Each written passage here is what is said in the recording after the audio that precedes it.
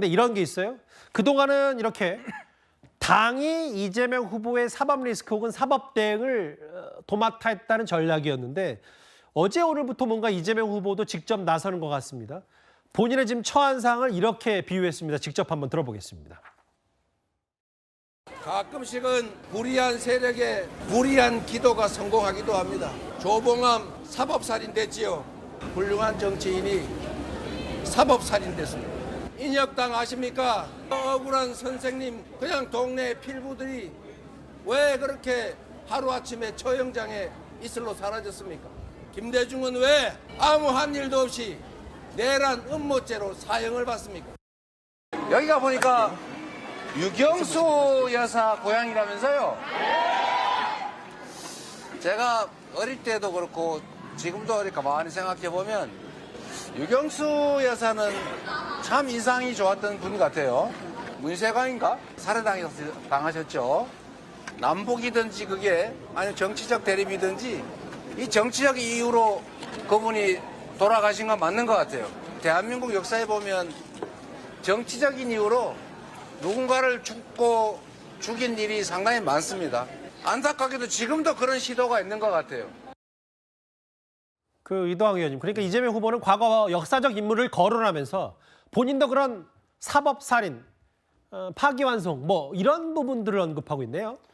민주화 이후에 그러니까 사법 질서라고 하는 것은 국민들에 의해서 독립성과 자립성이 지금 보장되고 있는 상태입니다. 그런데 지금 윤석열 정부 이후에 들어와서 지금 사법을 가지고 정치적 정적을 죽이려 했고 그걸로 좀 잘 안 되자 계엄까지 군인을 보내려고 했습니다. 지금 군인을 보내서도 안 되니까 결국 지금 법관들까지도 저렇게 보내고 있는 것으로 지금 저는 보여지거든요. 그러니까 헌법에서 얘기하고 있는 부분 116조 균등한 이 선거운동의 균등한 기회보장 그리고 공직선거법 11조 후보자의 신분보장 이러한 것들이 지금 전혀 지켜지질 않고 있습니다. 예. 선거운동 기간 5번 동안 재판 출석하라고 하는 것은 명백한 이 선거 방해 행위예요. 그렇기 때문에 이 부분에 대해서 그렇고 이 고법도 마찬가지입니다. 굉장히 큰 속도전을 지금 벌이고 있거든요. 예. 이 지점에서 민주당의 경우는 이 선거운동 기간 단 하루도 내줄 수 없다. 11일까지 이 대법원에서 이 문제를 어떻게 해결할지 그 이후 6월 3일 이후에 재판을 진행할지 이 부분에 대한 입장을 요구를 했고 그 부분이 만약에 이행되지 않는다 그러면은 민주당도 정해진 법 테두리 내에서 이것에 대한 대응을 할 수밖에 없다 이런 대응을 지금 방침을 세우고 있는 겁니다. 예. 조봉암 선생과 이제 김대중 전 대통령을 이야기를 하셨는데 물론 이분들은 이제 어떤 정치적인 어떤 관계에서 이제 사형 선고 또 사형이 되셨습니다. 예. 근데 이제 우리가 민주화 이후에 뭐 이런 일들은 이제 거의 없었지 않습니까? 근데 계속 왜 선거 중에 지금 재판하냐는 문제를 제기를 하시는데 예. 이 이재명 후보의 공직선거법 사건은 2023년부터 시작됐습니다. 예. 1심만 2년 2개월이 걸렸어요. 예. 그러면 진작 본인이 이 재판을 제대로 하고 했다면 이미 결론이 끝났을 사안입니다. 왜냐하면 1년 만에 이제 모든 재판이 끝나게 돼 있지 않습니까?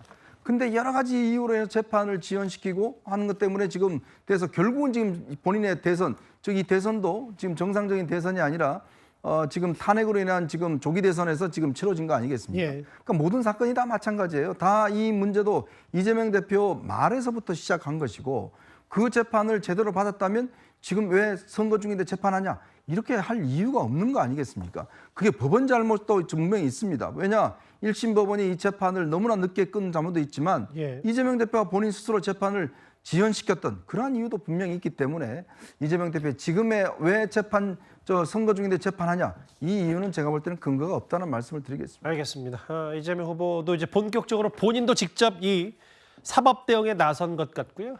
이 이슈까지 정리를 해봤습니다.